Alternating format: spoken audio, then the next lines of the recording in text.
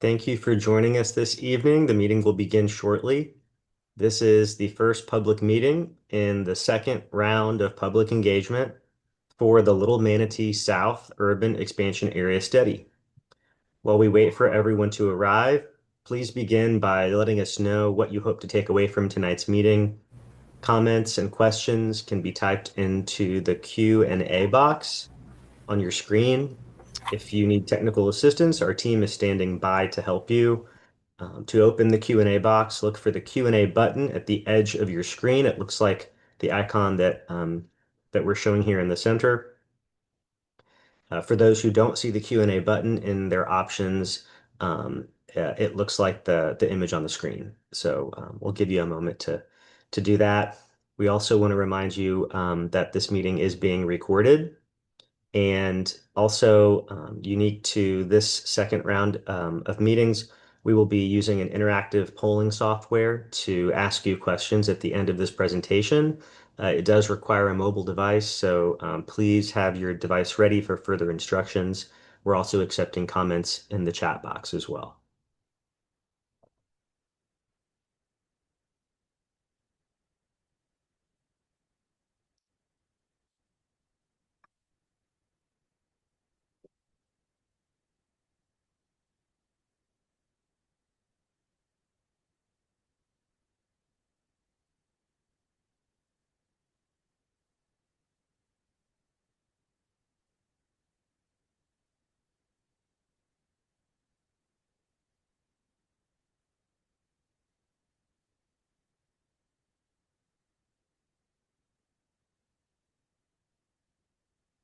Okay, we're going to go ahead and get started.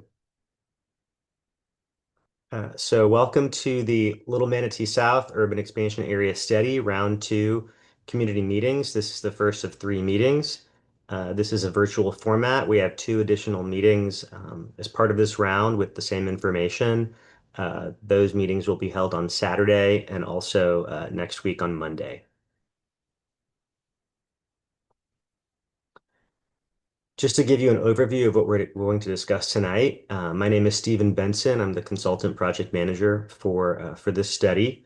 We'll start the meeting with a welcome from the Planning Commission staff and an overview of the purpose, and then introduce you to some of the speakers and facilitators that will be participating tonight.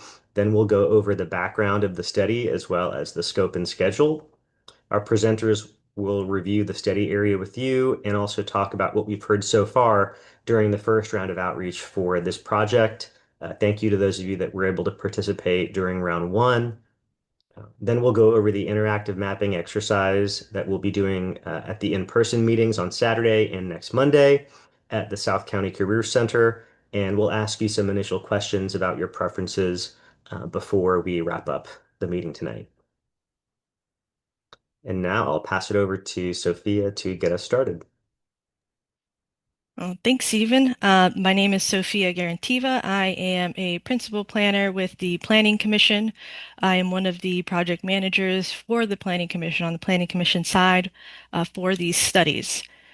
Um, you can go to the next slide, please. And a little bit about the Planning Commission.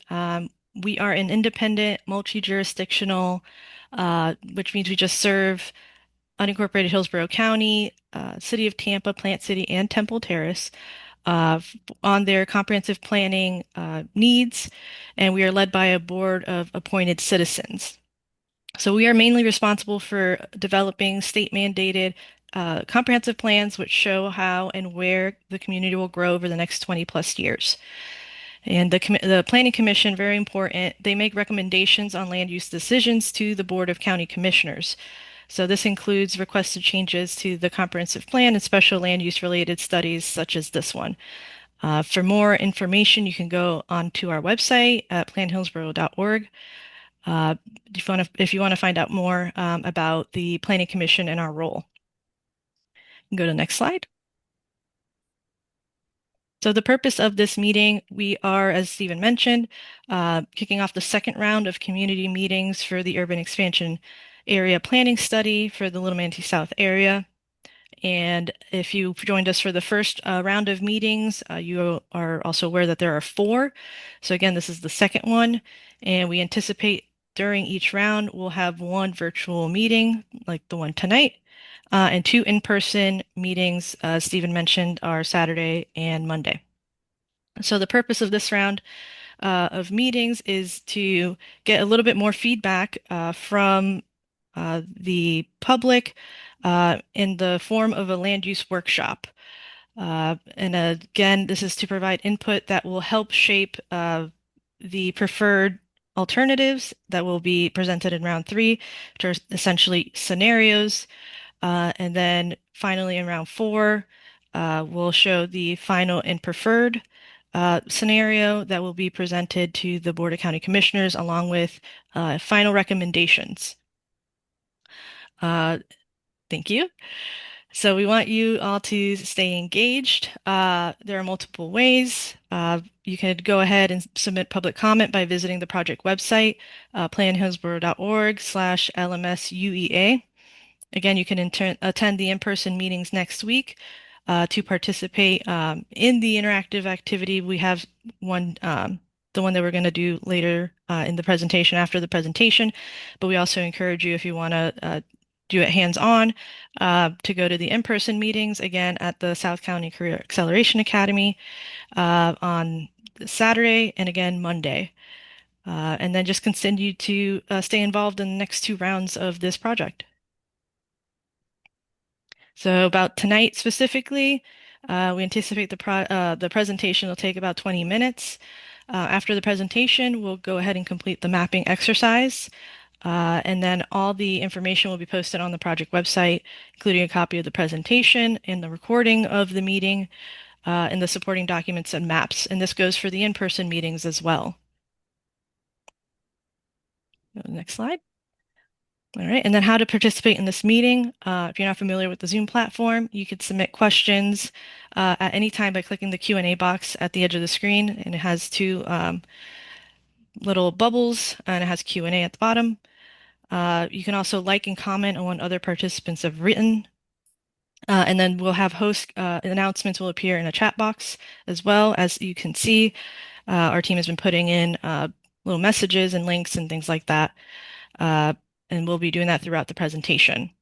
And as we mentioned earlier, we will be using an interactive polling software to ask questions at the end of the presentation. So we are asking if you please have your mobile device ready or another screen open if you're joining us from a desktop. And just to be ready for further instructions. And just wanted to note again that this meeting is being recorded. Introductions and project roles. I've already introduced myself, but the other folks that are part of the uh, team on the Planning Commission side are Andrea Papandrew, Victoria Duran, who is on this presentation on this meeting, and Jay Collins. On the consultant team, you've already met Stephen Benson. We also have Andrea Fernandez, Alan Steinbeck, and Fatima Elcott as part of the consultant team. And with that, I'll hand it back over to Stephen. Thanks. Okay, we're going to jump right in. So some of the initial slides might be familiar to you if you were participating in round one, but we want to bring everybody up to speed really quick before we cover some new information. In March of 2024, the Board of County Commissioners directed staff to study two areas of the county for possible future expansion of the urban service area. As Sophia mentioned, this is a four-step process. Round one, which we have completed and have posted all of the information related to it on the website. That wrapped up in the spring of this year. That was focused mainly on existing conditions. We presented information about the area and asked you your feedback about what the existing conditions are, what the existing needs are about the Little Manatee South area. We're now in round two. The remainder of this presentation is going to focus on what we've heard so far in round one, as well as looking at what future land uses might be in the Little Manatee South area in the future. Round three, we'll be looking at some scenarios and selecting a preferred alternative. And then round four, again, another series of meetings is when we'll be really refining those maps and recommendations, giving you a chance to weigh in on the information before we finalize it and send it to the Board of County Commissioners. So again, a reminder of the study area. We'll be focusing on the area that's shown on the screen within the thick green line. That is the Little Manatee South study area. The remainder of the presentation is going to focus on this area, and we'll drill down into specific portions of it. As a reminder, something we mentioned last round, the study is focused on analyzing this entire area within the green line. That does not mean that we'll be recommending changes in this entire area. So later on in the presentation, we will be zooming in and asking you more specific questions about portions of this area. And I will go ahead now and pass it off to Fatima on our team to talk to you about what we have heard so far with the outreach. Awesome. Thank you, Stephen. And thank you, each of you, for coming tonight and making your voices heard. We really appreciate you all taking the time. My name is Fatima. I'm one of the community engagement sub consultants here. And basically, our job is to make sure that we're hearing from you all what you want and making sure that you all know about events like this to participate in the process. So, here's just a brief overview of some of the outreach events that we've done in phase one. As you all know, we did the same exact pattern as we're doing this round. So, we had the first virtual public meeting in January, and then we were following that with the two public in-person meetings in early February. We also had the online survey that I hope everyone here participated in, as well as we received all your email comments and public comment forms through the website. We also know that it's hard sometimes for people to participate in this process. So the team went out. We went to approximately at least 20 locations, including the RV parks, hotspots that you all gather at, to make sure that we had conversations with you all one-on-one, and all of that information has also been recorded. So in the next slide, we can see some of the priorities that you all identified from the survey. So in the survey, we heard you all loud and clear that protecting natural areas and wildlife, maintaining agricultural lands, parks, green spaces, and places to gather was a big priority. We also heard that some of you all wanted to make it easier to get around. You all wanted to have reliable infrastructure and access to groceries and everyday services. We took all that information from the survey and all those different conversations that we had that we mentioned earlier to really distill into the top 5 priorities. These will be the guiding principles that we'll continue to come back to as we go through the rest of this process. So you guys said, number 1, protect rural lands, natural areas, and wildlife, to continue farming heritage by maintaining agricultural presence, to fix infrastructure first before any new development. We heard your concerns of the development encroachment or development coming into your neighborhoods at the proposed I-75 interchange, and we heard about your concerns of flooding and water supply shortage from new development. As always, if you have more comments, please go to the website and feel free to submit any other public comments. We're continuing to receive those as we move through. And then just another reminder, on that website, you will find all of the previous materials that we shared in phase 1, which includes maps on all these different topics. Happy to go through any of those if anyone has questions, but those are all on the website for you all to refer to. And we will be using them as we continue to move through these exercises. Thank you. And now back to Stephen. Great. So now we're going to introduce the place types mapping activity. This activity is something that we have planned to happen in person at the next 2 meetings as part of this second round. But we did want to provide a more distilled version of the activity for you to be able to complete with us tonight on this virtual meeting. So we are going to now talk about what the activity is. So just some context. Southern Hillsborough County is projected to grow significantly by 2050, and there may not be enough room within the existing urban service area to accommodate that 2050 demand. The trends and the projections that we presented to you during round 1 suggested that there could be surplus demand in the Little Manatee South area for roughly 20,000 new residents and 8,000 new jobs. That's a combination of looking at projections, looking at the market data, and looking at how much land really is left in the surrounding areas that are within the urban service area, and seeing that there is a surplus that we cannot accommodate in that boundary. But we need your help to determine where growth and change is most appropriate and in what types of places it should be occurring. So tonight, what we're going to ask you to do, what your role is to tell us where different kinds of place types belong, including the areas that you think should be preserved. We're going to zoom in to maps of specific areas within Little Manatee South and ask you to help identify which place types might be appropriate here by 2050. So place types, we'll talk a little bit more about what those are, but those are essentially building blocks for us to develop future land use scenarios in the next stage of the study.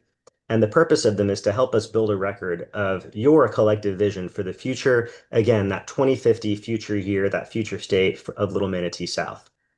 Before we introduce the place types, I want to talk a little bit about how we developed them. They were developed based upon a variety of sources. We looked at the survey feedback, we looked at the market study that we presented during round one, we looked at the surrounding areas to the north and to the south and to the east. We looked at the Little Manatee South Community Plan that was adopted in 2010, and we looked at the comprehensive plan.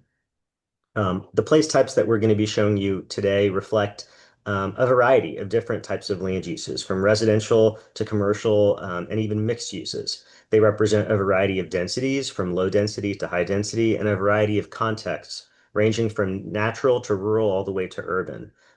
We took all that information and distilled it down and developed place types that we're going to ask you to map here shortly.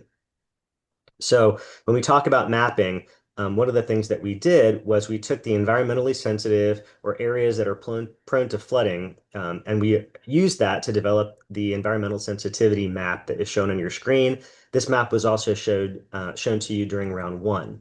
These are the areas that represent almost half of the study area, and they're less suitable for future development due to issues such as habitat and flood risk than the remainder of the map. So anything that's a shade of green they rank on the environmental sensitivity either as low, medium, or high. Again, total that represent about 42% of the entire area.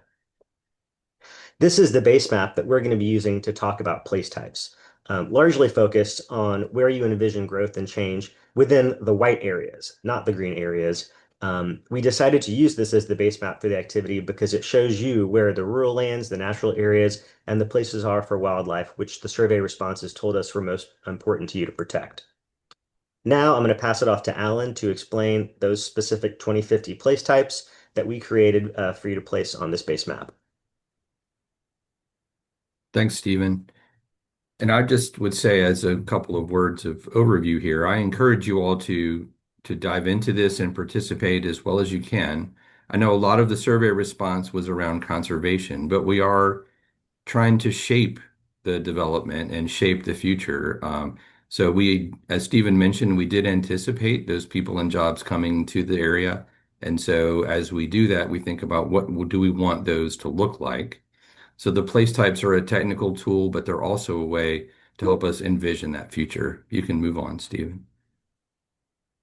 When we as urban planners think about urban places in different ways sometimes than you all driving around in your cars think about them, but we think about them in terms of context a lot of times, and urban context versus suburban versus rural. And this is a famous graphic from the Congress of New Urbanism that displays this continuum idea that the natural environment, there's a continuum between the natural environment and the most intensely developed urban places.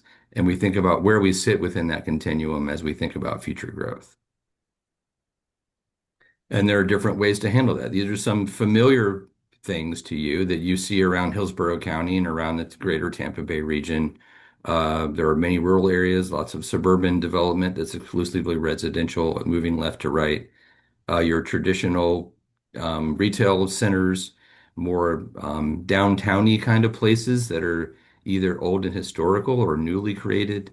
And in the more urbanized areas, lots of apartments, multi-story buildings, mixed-use buildings, and even vibrant downtowns that we have in some of our bigger cities.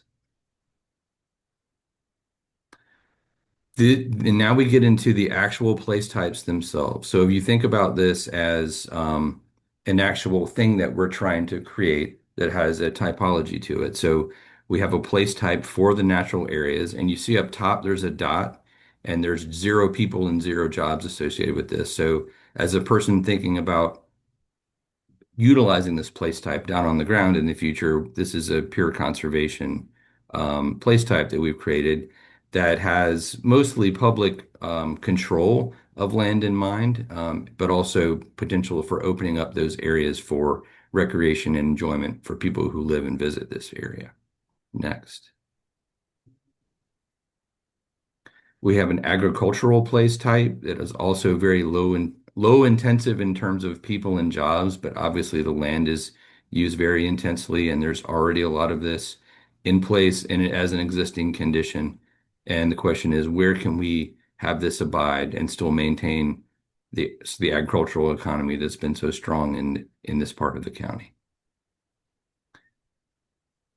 Rural residential community is a place type that we have defined that is a little bit forward thinking, I would call it. If you look at the picture to the left, there's a lot of newer developments on fairly large pieces of property that cluster development and provide for land that's not disturbed for agricultural land and for people to live and also have other types of uses like general commercial and restaurants and things like this. But these are prevalent around the Southeast and within Florida. So this is a place type that we've introduced because it represents a new wave of type of development, but also has some of the conservation and land efficiency things that we're looking for in the community.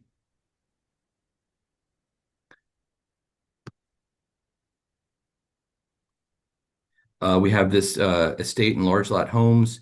Yeah, an example of this is the Sundance community just to the east of our planning area, where you have larger lots between usually an acre and 5 acres of homesteads, farmsteads, and places that are lightly served by public infrastructure and almost exclusively residential and agricultural.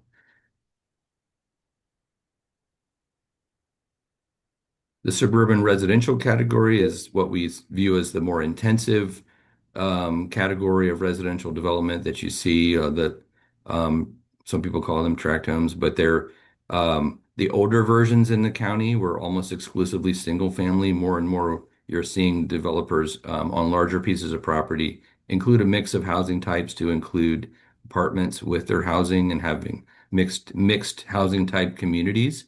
But then there are also a lot of smaller developments that are single use residential that pop up, especially like you've seen in neighboring areas like Riverview and Sun City Center.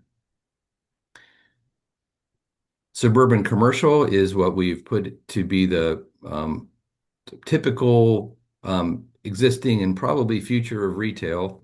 Retail's changed a lot in the past 20 years, but there's still going to be the need for the local grocery store and ancillary uses that come with that.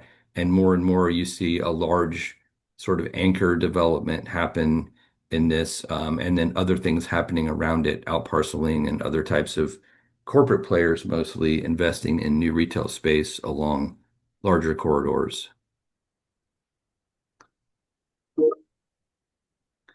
We have a corporate part place type, and you can see here, I want to note on this one, the dot says between 5,000 and 8,000 jobs. So as we're using these place types in the gaming over the weekend, people will have these dots and play them. But these kind of parks have suffered greatly recently because of the office market and some of the conditions that have happened during and post-COVID. But there's still plenty of room and land for this kind of thing. They've taken on a different kind of flavor recently, and I believe in the future we'll have a mix of office buildings, more logistical warehousing things like industrial, and then technology mixed in where you may have buildings without a lot of employees that are supporting some of the technological functions of our modern society here. But these can be jobs rich for sure, and so we've acknowledged that there's a possibility of this to happen down there somewhere in this area. And then we have put more traditional industrial where it excludes those higher order office uses and office buildings, but it does include a lot of the warehousing, logistics, industry, infrastructure, construction, utilities, and that sort of things that you find that need a lot of land usually to exist and have that lower height industrial building look. And we have town or village center, which is, if you think of an ideal small town, there are many of these that are built. Usually there's some sort of central, maybe privately owned, but public seeming square or space that is highly visitable, like you see in other areas of the county, like West Chase or down in Ave Maria, down in Collier County, way down south. But these are places where there's clearly a mix of housing, intensely developed in one central spot, typically with some single family housing surrounding it, and with the sense of I live in a place where there's a downtown and I have a common neighborhood and community identity with other people.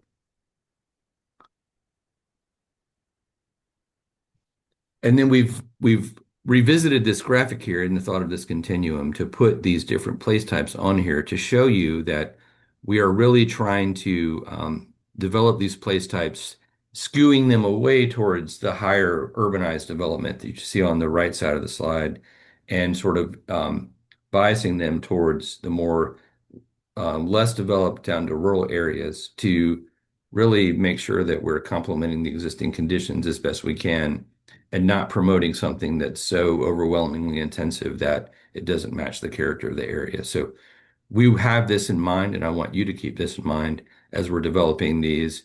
Some of these, like industrial, for example, might fit in different contexts, but other these are like agricultural are specifically needing that rural context to exist. So this is a way for us to understand how applying these place types are going to end up producing these kinds of places that you see on the continuum at the top. And looking at it another way, one of the long-standing things that the Planning Commission has emphasized in our community is the relationship between efficient growth, the use of land, and the provision of infrastructure and public services that enables Hillsborough County to have a to sustain itself over time as an enterprise in providing public services. There are ways you can grow and develop that make it very hard to provide public goods, and especially infrastructure can be difficult to build in certain cases. So we want a future in Little Manatee South that typically occupies less land because we want to be able to conserve land and preserve land where we can. But we do want at the top people and jobs because we know that there's both a demand for that, and we want to acknowledge that in our work, but also that brings goods and services and other things to the area that people do want.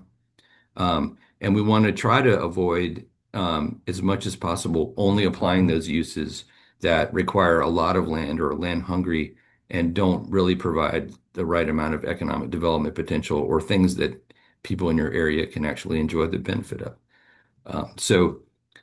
That's a little another way to look at it, that we're trying to get that right amount of development to have it efficiently designed so that it's affordable and the infrastructure is easier to provide. And here we looked at some of the goals and the trade-offs to show you above on the top here, across the top, if we're trying to preserve natural areas, which of these place types, high being meaning they have a high set of characteristics that promote that thing. So you can see we've put the town and village center promotes all of these goals that we're trying to accomplish, whereas other ones have a lesser impact. So this is some information we wanted to put together to help people see, depending on what it is they're trying to emphasize, which of these place types may be more conducive to meeting the goals that they want to have for themselves or their community.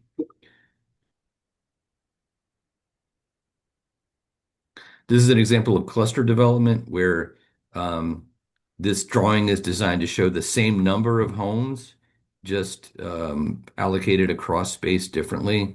And these are usually on medium to large pieces of property where this makes a lot of sense, where you're preserving natural areas in any case, but where you have pre-disturbed land, like in particular in agriculture use or something like that, you shift the homes together and you're able to preserve rural character to maintain those agricultural uses and still accommodate the growth and development, the same number of people on that piece of land. And you can see the place type categories that correspond to that. On the left is really more representative of the suburban residential place type, versus on the right is rural residential community and a better indication of that.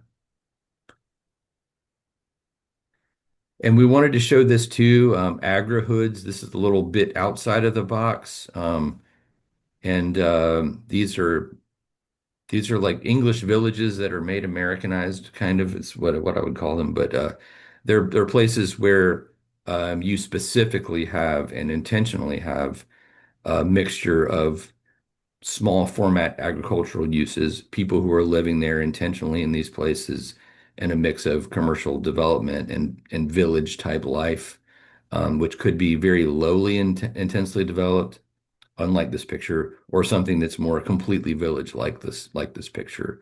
And when I say lowly intensive, I mean maybe more of like a crossroads kind of a whistle stop place.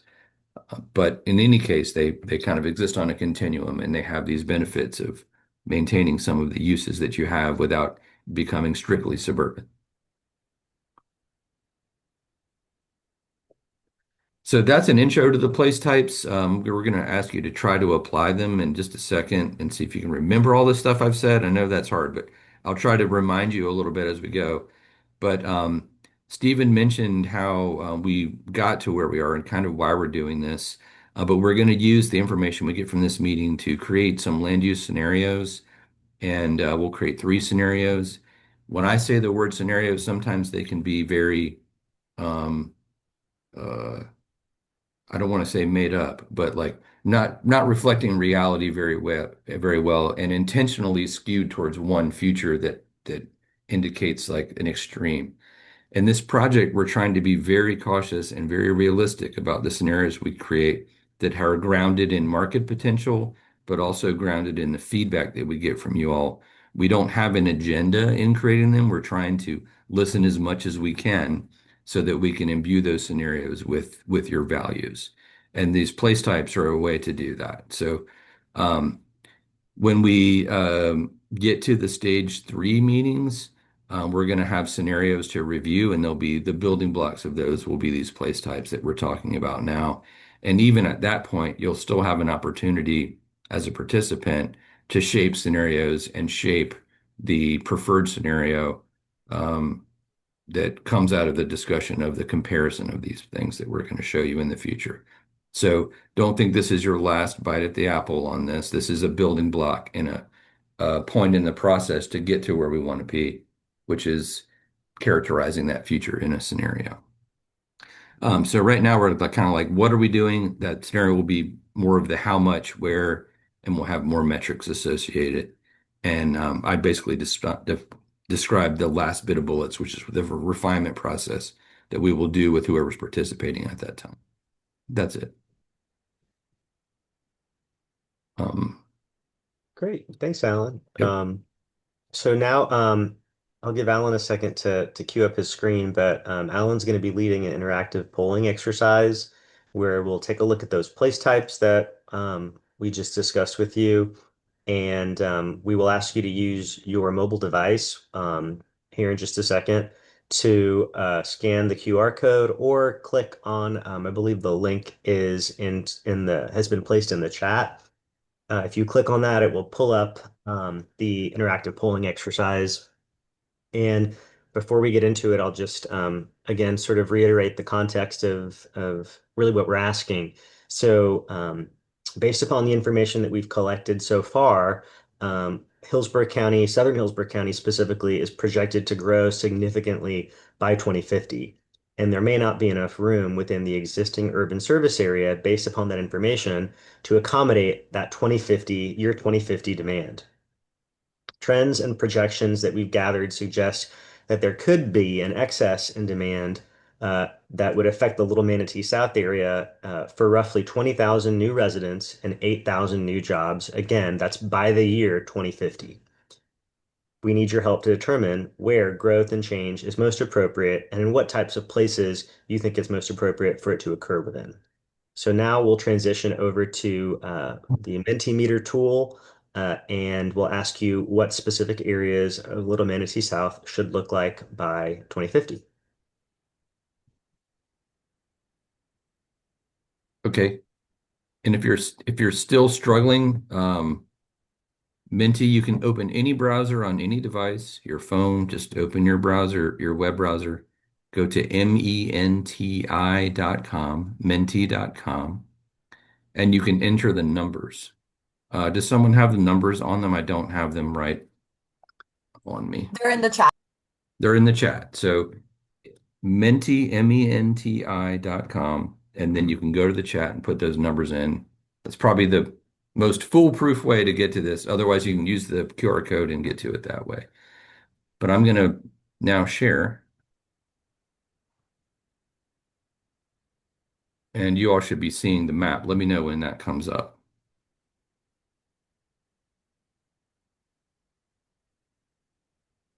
Yeah, we can see it. Okay, so we have got this broken down into 4 areas that we're going to look at. The northern section, number one, which is 41 down to the Stevens Road area. Number two, down 41 to the west. Number three is the what is the central area, which is the area between 75 and 41, and really is largely undeveloped land and agricultural land at the moment. And number four is includes Lightfoot Road and the area of the new interchange.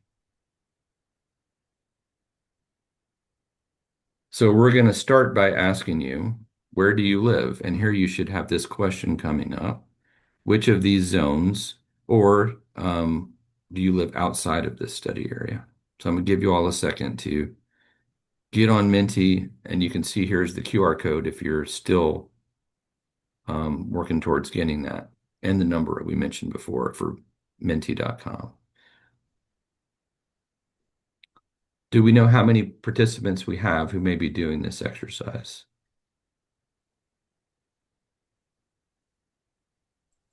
Looks like we have 29 participants. 14 folks have been able to navigate to the question, and looks like 4 have responded so far. So Okay. maybe we'll give some more time for more of those folks to access the Mentimeter.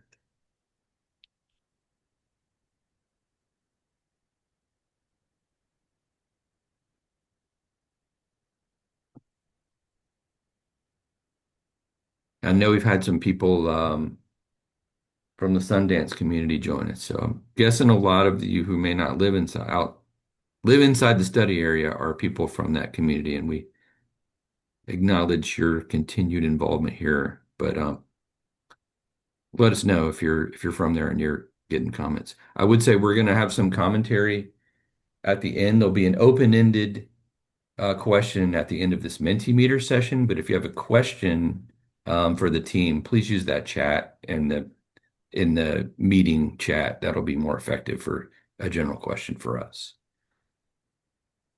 Okay. Mhm. This is kind of a warm up. We want to know where if everybody could hit their response and hit enter, you need to go down to the and you can't just press the button. You need to submit your answer if you haven't done that. But I'm going to move on. So this is the upper area. I'm about to ask you which of the place types you think are appropriate here. So this is the northern segment. Um, we've met a lot of people who have been participating with us who live west of 41 here, who've given us some good feedback. I know I did anyway. But what needs to happen up in here, the mouth of the river, the huge bend in the river, there's a lot of existing development, but also a lot of people in some area along 41. So the way this works, and you can choose as many of these as you would like, which of these place types do you think are appropriate in this area? The first two suburban, remember that's more kind of business as usual and how we grow in Hillsborough County. The town center rural town was just that. Like think of more of a small town being put somewhere. Um, the rural and large lot homes, it's kind of Sundance was kind of the example for that. And then rural residential community had that mix um, of a little bit of commercial, but really the emphasis was on efficient patterns of rural development, mixed housing, and making sure that we're using land efficiently in that case. And again, on the screen, you are able to see the areas that we've identified that were environmentally sensitive and in green, as well as areas that are currently already preserved. You can see just beneath the number one on the screen, uh, north of Universal Drive, there is an area that has already been set aside for preservation by the county. So everything outside of those areas in white do not fall within those two categories. So there is quite a bit of land on the screen.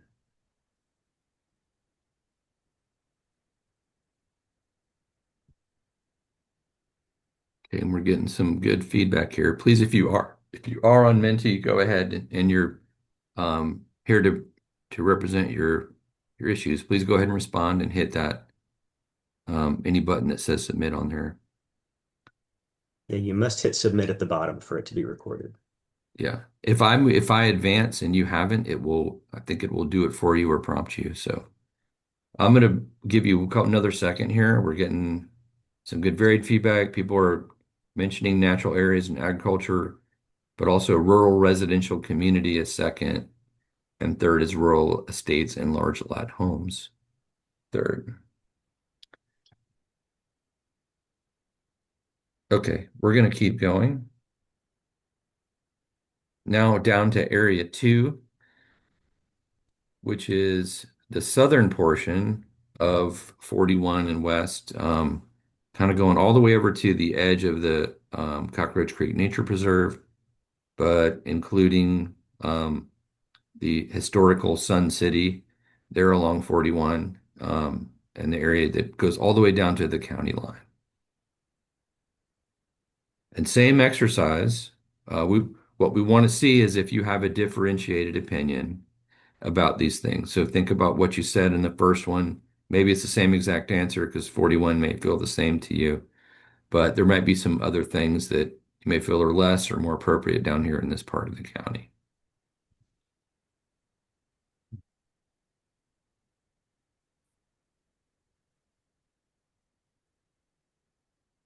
Great. People are getting the hang of it. So when we go to create scenarios, we're going to look at this feedback and look at what we garner over the weekend and on Monday. And this feedback will be a direct input into how we emphasize the place types and in which areas. So your feedback is going to help us build those scenarios of the future and help us get a sense of what types of places are appropriate.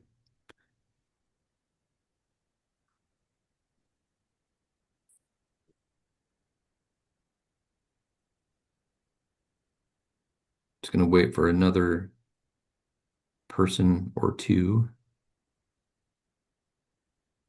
I think it feels like we're doing okay on time. Am I right about that? Yeah. Okay.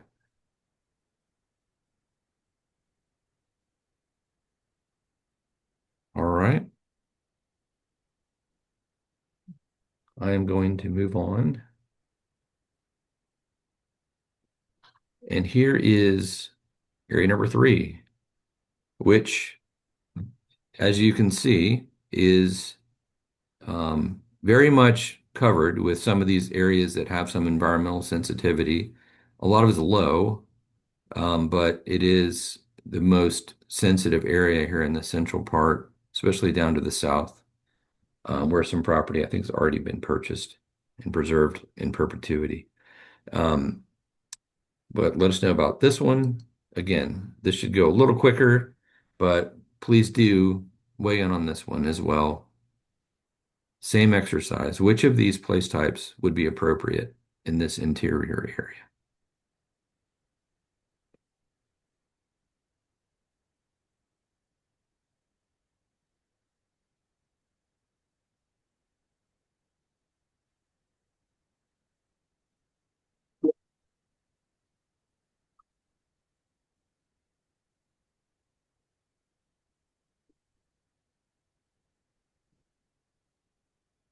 Note that we are showing the proposed road on this slide.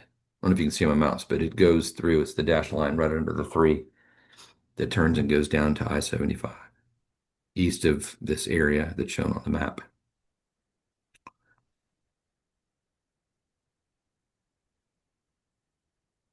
Okay, I appreciate your participation, and I'm gonna move on to the last one here. This is area 4. This does include the area of Lightfoot Road. We had included this area just to the east to make sure we covered east and west of the interstate here. But I'm going to move you right into thinking about the place types you might want to see here at this interchange. And honestly, as I look at this as a person who does forecasting, um, this interchange, if built, may be one of the more attractive places for growth. So I wanted to remind you, we're talking about 2050 here in the long, long term. So I don't want anybody to think that as we think about this growth and change coming, that it's coming tomorrow. It's going to take a long time for these, even just pure market forces unencumbered. Let's say they were unencumbered, which they're not. But even if they were, it would take a long time for them to manifest themselves down here just because of the pace of development. So, um, but indeed, this interchange will probably attract things the earliest within all of this longer trajectory of growth that we're looking at. All right. No one wants to develop the interchange. Okay. Fair enough, but I want to wait for maybe we had 11 or 12 people um, putting information in. So please do. If you've already weighed in, please weigh in because I want you to weigh on and then all of these, even if you find it a little tiresome here to do all 4 of them. But we want to understand what your differences of opinion are about these places, and it'll help us shape specific recommendations for each of the sub areas of the study.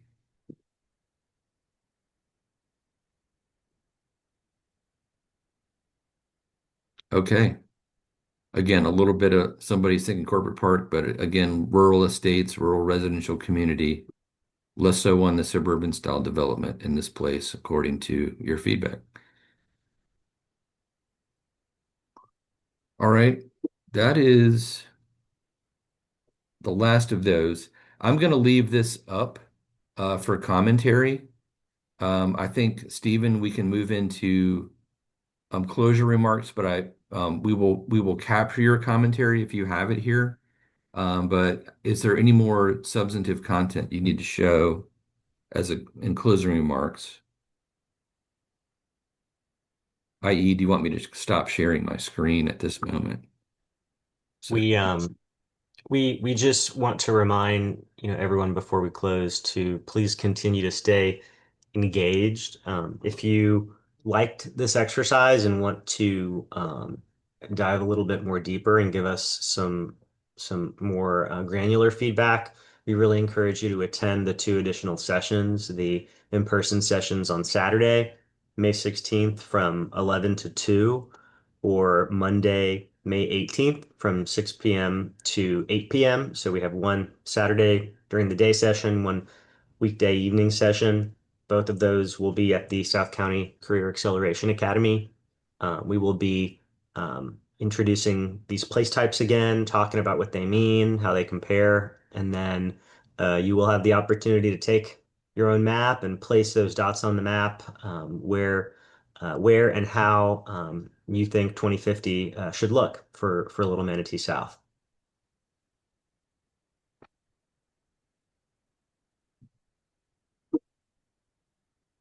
and I can leave this open until the meeting is closed. So if you have a comment, you can, if you don't want to write it on the screen now, as soon as it goes out, you will still have an opportunity to document some of your thoughts here in the Mentimeter environment about the place types for a few minutes here. Leave it open.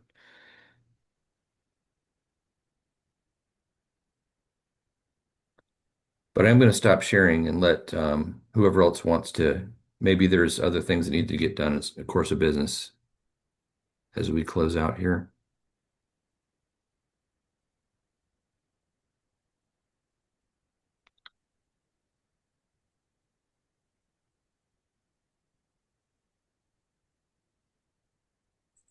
Thank you all, by the way, for your comments and questions. We are busy typing away as fast as we can to answer all of those, but this is really good information.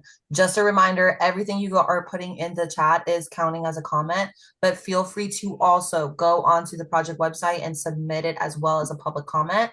And you can always email us directly. So I know specifically Amanda and Alexis, you both have been great with the questions. So if you guys want us to follow up with specifics on data, we also can do that as well.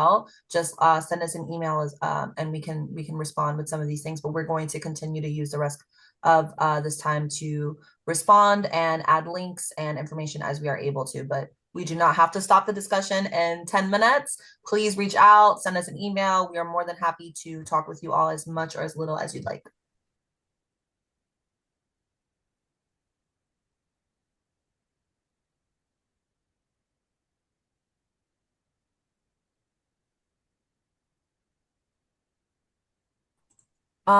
Question for Stephen or Alan. Amanda has asked if you could re-explain the table. Why are rural large lot properties ranked low and rural is ranked high under natural preservation if we want to go through that. And Phil also has a question Yeah. about jobs, but we can refer to that in the presentation, the previous presentation. I'll send a Well, the rural estates and large lot homes, I mean, typically you see um, when they're single family or like a homestead or a farmstead with one person on it, they typically use all the land, or a lot of them are just, not natural. They're cut to be farm, horse land or farms or what have you.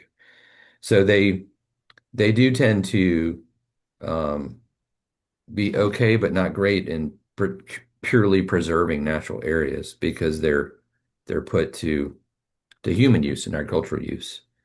And then the larger ones, there's subdivisions that are built that are like this that also tend to clear cut and do things like that. So um, done insensitively, they can be not the best neighbor to natural areas, but I guess done correctly, they don't necessarily have a low.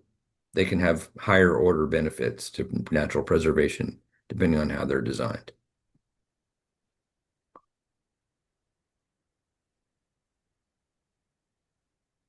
But yes, noticeable that now that that's brought up, I think you're right to question that a little bit.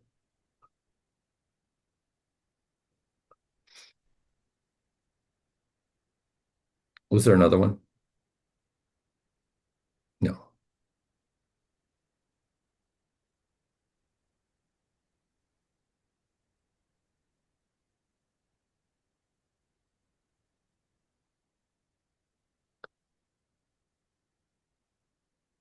We did receive a question about the existing the current land uses and the 20,000 people and 8,000 jobs. And yes, those numbers do exceed what the current land uses would allow. That's not what they represent. Those numbers represent what the demand is based upon the current projections. So what we went over in round one was the market of all the different real estate sectors, from residential to commercial, all the different types of commercial to industrial, and looked at what was available in the surrounding areas. We looked at what the vacancy rates were, really to get an understanding of what that demand looks like. If vacancy rates are low and costs, for instance, for housing are high, we know that there will likely continue to be demand in the real estate market to create more housing. So we're not saying that you must accommodate the 20,000 and 8,000. What we're saying is that that pressure is likely to continue to be there by 2050. It's a way to quantify what that demand might be so that we have a sense of what we're really trying to accommodate, assuming that we are trying to accommodate market demand and plan for the entire area as a whole rather than seeing developments come through piecemeal. We really don't necessarily want to encourage that. What we want to encourage is planning holistically for the entire area based upon what's realistic. And that is what we feel is a realistic number to plan for, is that 20,000, 8,000 number.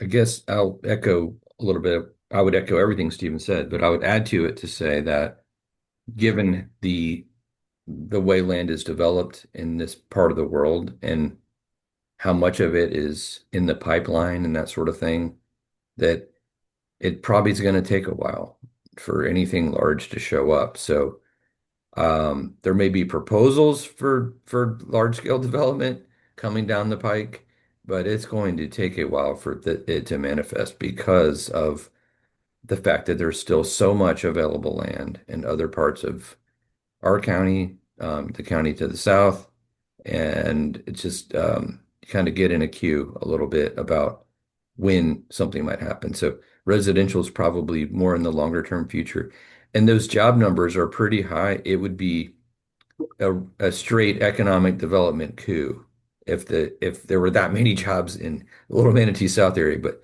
we want to show that there's the capacity for that. We don't want to undercut the possibility of bringing employment to this part of the county because it's so woefully undersourced in employment, as all of you know who drive somewhere else to go to your job, who those of you who do that.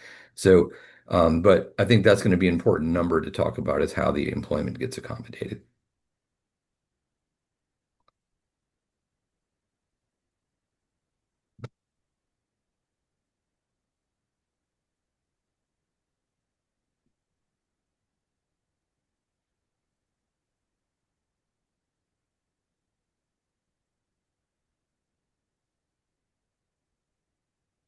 Anything else from the chat box?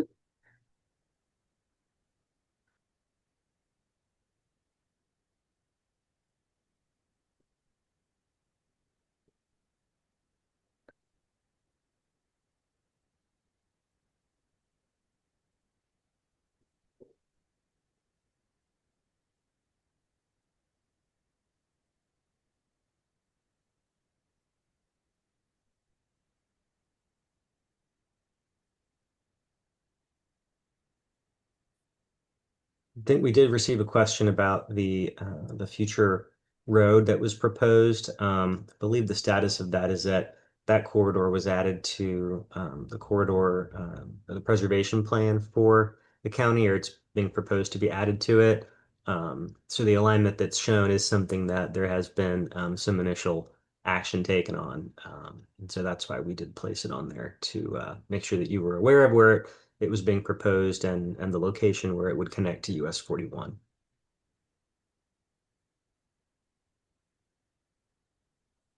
And while we haven't spent a whole lot of time on it, there is the opportunity to discuss other types of connections that may be needed in the future in these scenarios. I mean, um, as we're together and talking about these things around maps in this process, I hope we can spend some time talking about that because one road may not be enough to satisfy all the local travel needs or that sort of thing. So it's not a major emphasis area of this project, but it's something that if you have thoughts about it, please do share them with us.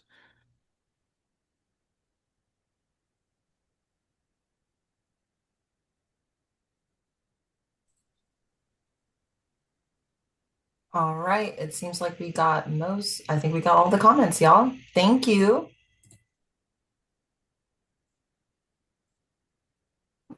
Yeah, I appreciate it. It's a little strange to read them and not respond to all of them, but we are looking at them and reading them, so we appreciate you keying them in.